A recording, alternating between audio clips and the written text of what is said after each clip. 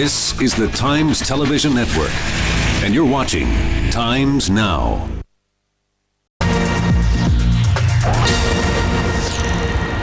Well, Yassin Malik has lodged an FIR against Congress workers who he alleges were involved in the incident regarding the relief boat. Now, do remember Kashmiri separatist leader Yassin Malik and his supporters have been accused of disrupting an army rescue operation and later snatching a boat loaded with supplies in flood-hit Srinagar. Malik, of course, has denied these allegations. Now, a grainy video which was shot by a Congress worker on the 13th of September shows the JKLF chief and some others asking relief workers to give them their boats at the Lal Chowk area. Yassin Malik, of course, has now filed an FIR against the Congress workers who he says shot this video, and he also says that all these allegations that have...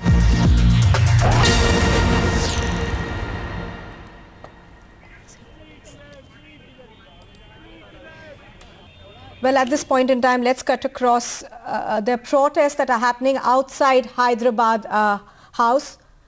Well, Tibetans, of course, have been protesting for a while now. We were expecting this to take place. There were protests that were held in the capital yesterday as well. Yesterday, of course, there were... Srinjoy Chaudhary is joining me on the phone line for more on this. Srinjoy, take us through what's happening. Well, right now we have about 50 Tibetan girls protesting here. If you want to speak to someone, just speak to her. We want justice. We want justice. Yeah. Hello. Hello. Can you take us through what's happening right now? Yes, these Tibetan protesters are being taken out. They are putting into a bus. Right, please go ahead. Hello, I'm Thomas speaking. I'm King Thomas speaking. Stand the occupation in Japan, China.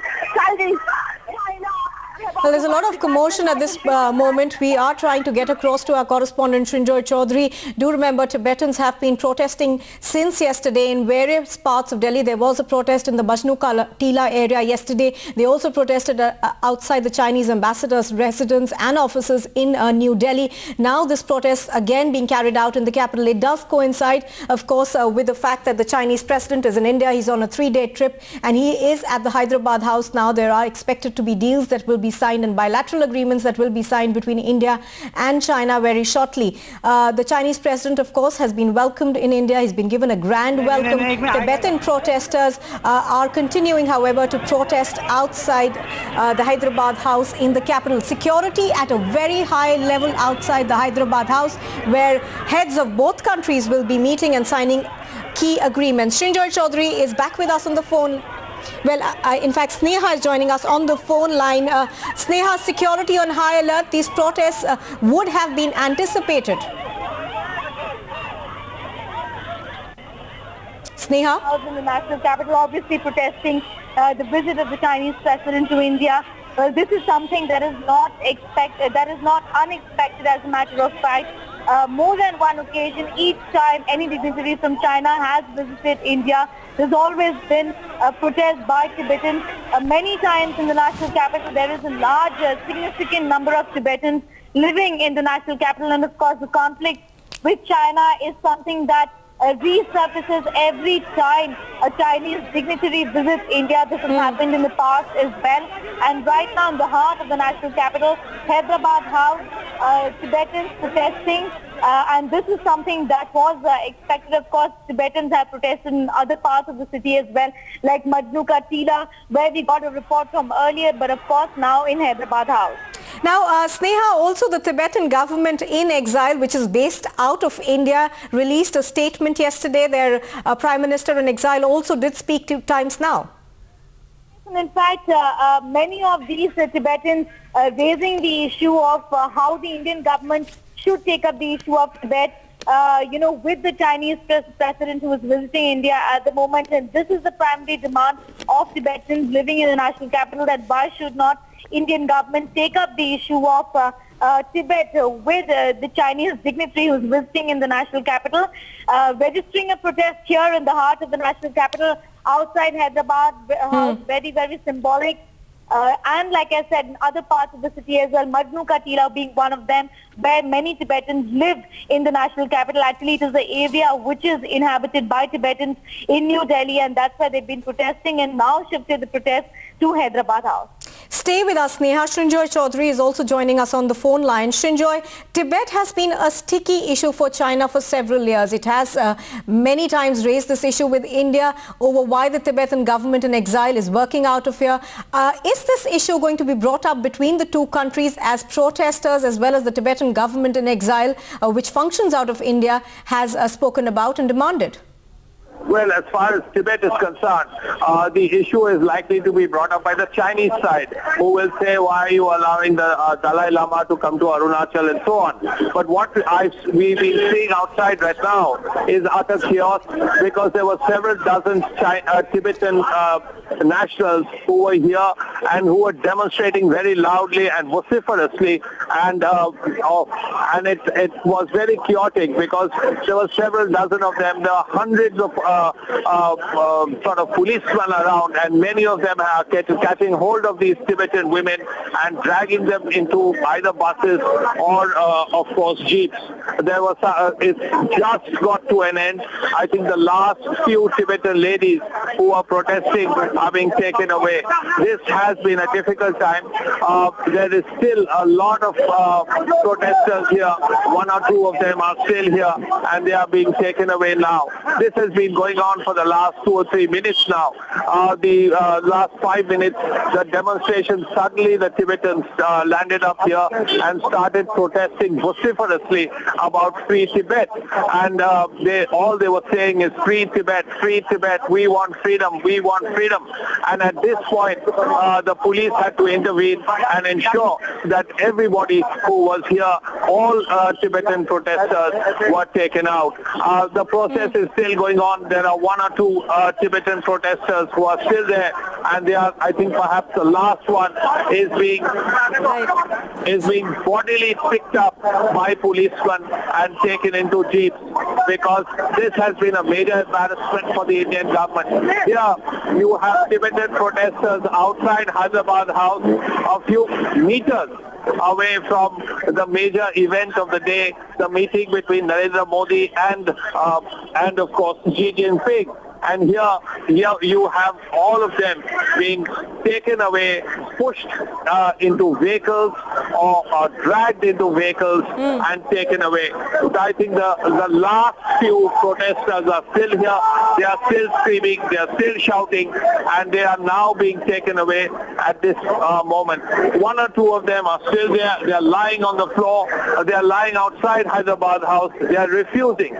They are refusing to go. They are still protesting. They are saying free Tibet, and they are mostly ladies, about 20 or 30 of them, and they are demanding that their voice be heard. The police is in the area. They are doing their best to ensure that they are taken away, but it's not an easy task. First of all, most of them are women, and secondly, there are mostly men police officers, so it's harder for men to sort of pick up women, especially if they are demonstrating, and they are fiercely resisting their being taken away. The process is still on.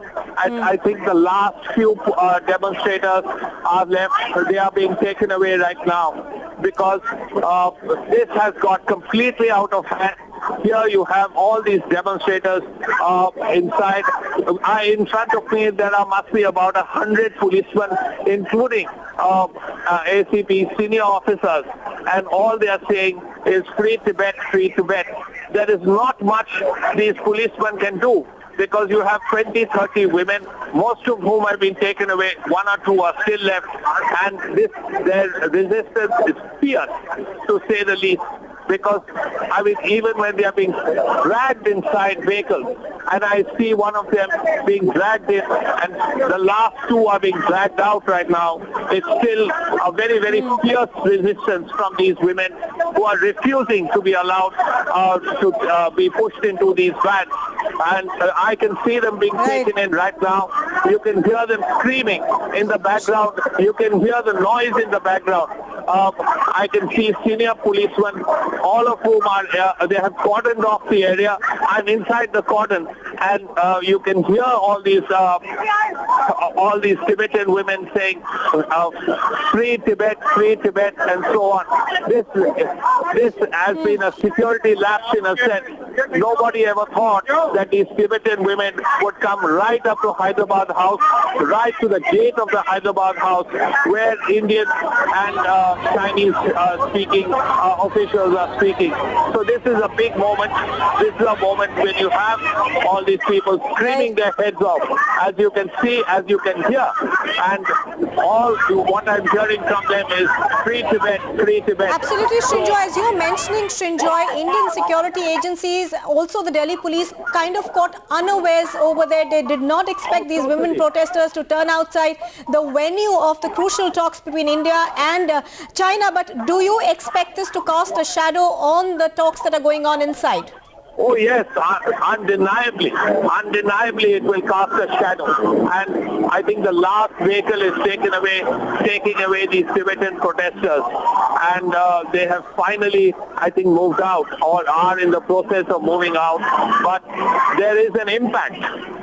You have 30 protesters getting right outside Hyderabad House, protesting vociferously and being pulled out and dragged out into buses and vehicles.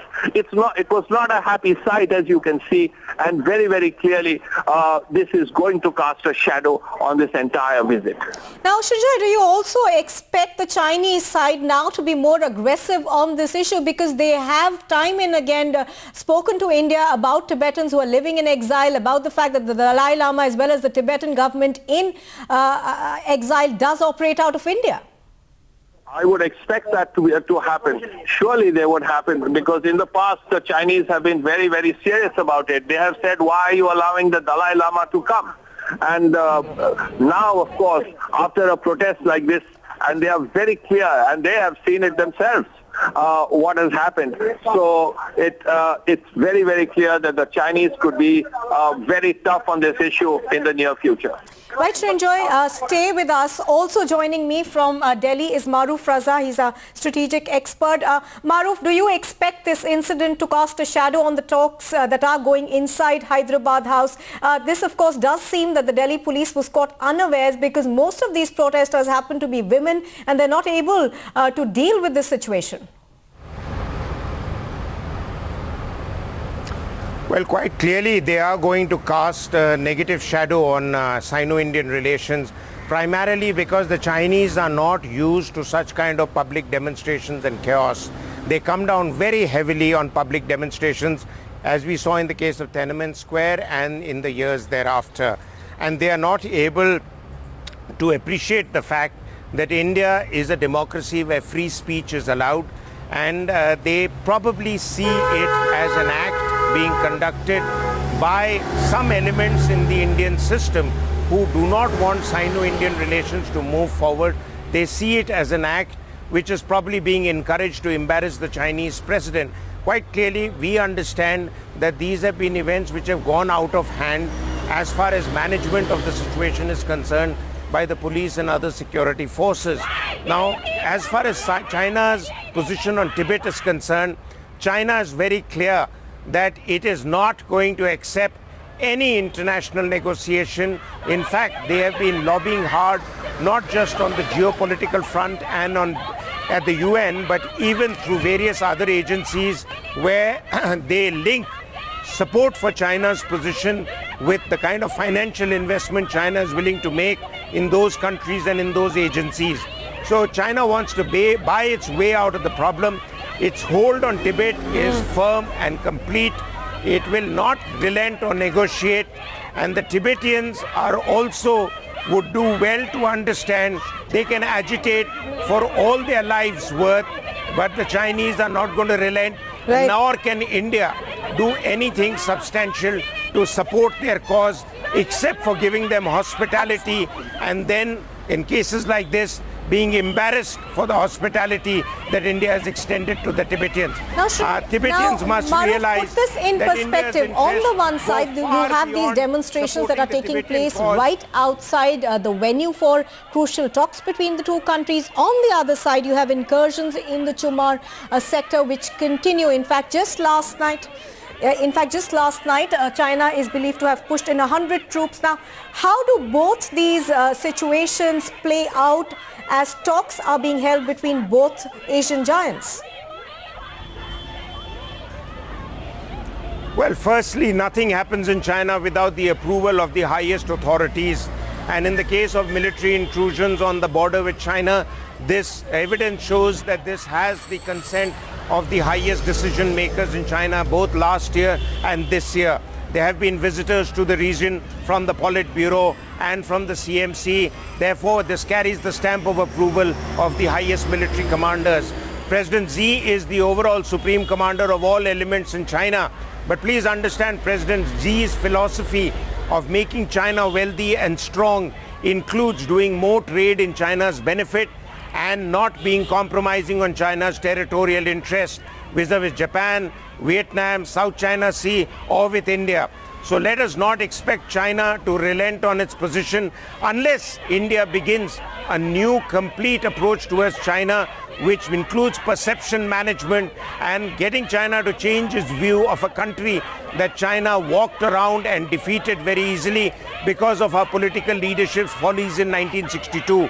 India has moved a long way in those 50-odd years. China probably still thinks that we are on the back foot, partly because of the defensive approach of our policymakers in South and North Bloc. This has to change. And also, the Indian armed forces must be given a bigger free hand to show an aggressive response to China's responses. The armed forces do pretty well when given a free hand vis-a-vis China on the LOC. I do not see why they are being restricted to such an extent on the line of actual control with the Chinese. Right. And that is part of the problem, that China sees India as a passive state. As long as our image remains that, China will continue to push its luck on the borders. Stay with us, Maruf. Also joining us from Mumbai is Neelam Deo. She's a former diplomat, also the director of Gateway House. Ms. Deo, put these developments in perspective with us. There is a high-profile meeting that's going on inside the Hyderabad House where heads of both states are signing crucial agreements, and outside it there are about 50 women protesters from Tibet who are protesting. The Delhi police is having a tough time taking them away. It does seem that the police was not prepared for this situation.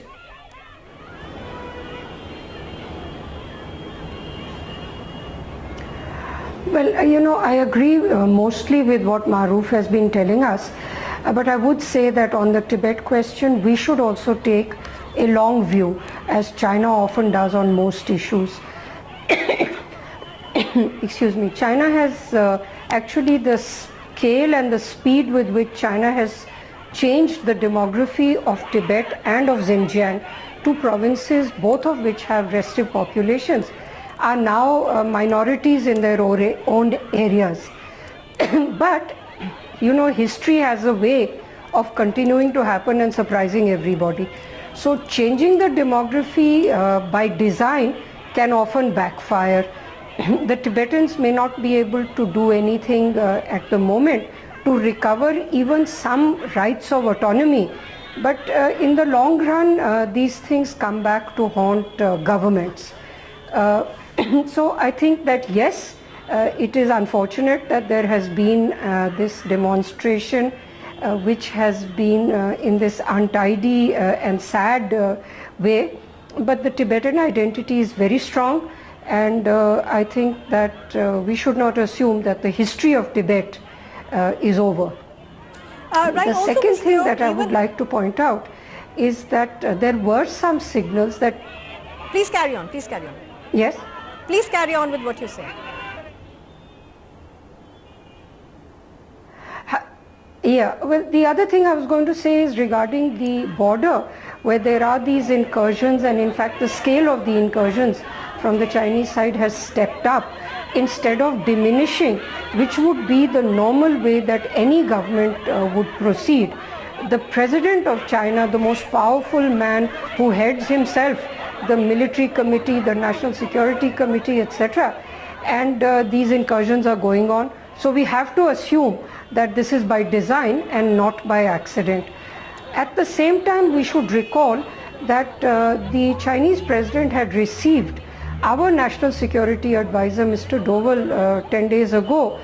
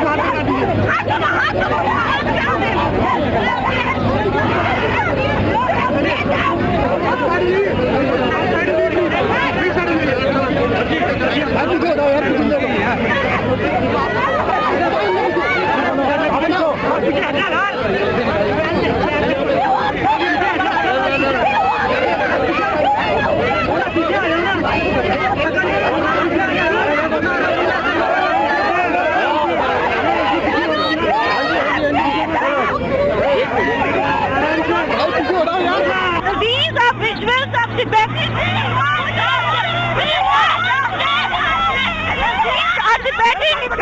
being taken away by the Delhi police, being roughed up by the Delhi police. You can see Tibetans being roughed up by the Delhi police outside Hyderabad House. Specific demand that the issue of Tibet should be raised by the Indian government. The Prime Minister should talk to the visiting Chinese president about the entire Tibetan issue. Tibetans are protesting in the national capital, in many parts of the national capital, in Majnu Katira, where many Tibetans live, in New Delhi. Right now, outside Hyderabad House, many of them were protesting, and you saw they were roughed up by the Delhi police and detained. With video journalist Manoj Sneha Mordani in Delhi for Times Now. Well, of course, that was a ground report that we were getting from Sneha Mordani, who was outside the Hyderabad House when these protests by Tibetan women did break out. The Delhi police, we understand now, has been able to get a handle on the protest. Most of these women who were protested have been taken away by the Delhi police. We are, however, been talking to our experts, and one is assuming that this will cast some sort of a shadow on the negotiations that are going on inside. Let's cut across now to Maruf Raza, who's still with us. Maruf. Well, we will get Maruf with us back shortly. Let's cut across to Neelam Deo now. Ms. Deo, we were talking about, on the one side, you have these incursions that are taking place by the Chinese, and as you yourself mentioned, obviously with the approval of the president, who happens to be in India for crucial dialogues which are being touted as historic by both sides. On the other side, you have protesters who managed to reach the venue of these crucial talks. Now, how much do you think are these going to cast a shadow on talks and negotiations that are going on inside? And as Maruf was mentioning, it is unlikely that the Chinese will take a very light view of these protests that are happening outside the venue.